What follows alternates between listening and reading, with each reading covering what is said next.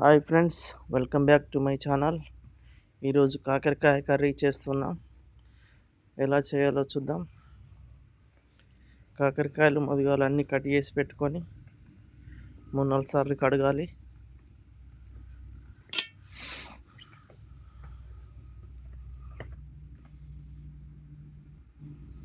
అన్నీ కట్ చేసి పెట్టుకొని బండి పెట్టి నూనె వేడైనాక ఆవాలు, జీలకర్ర, మిరపకాయలు అన్నీ వేగినాక ఉల్లిగడ్డలు వేయాలి.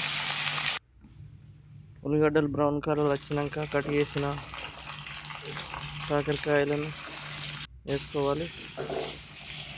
కాకరకాయలు మంచిగా మగ్గనివ్వాలి. మంచిగా ఫ్రై అయినాక పసుపు వేయాలి.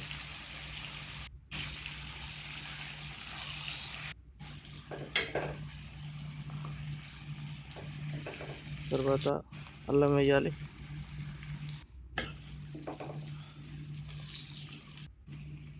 మళ్ళీ టమాటాలు వేయాలి.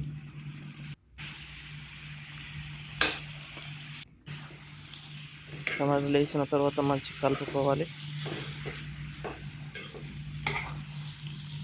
టమాటాలు కరిగిపోయాక ఉప్పు వేయాలి.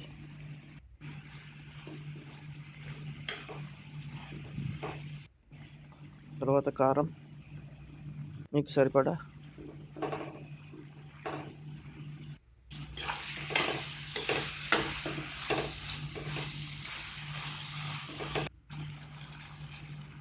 ఎంచిన నువ్వులు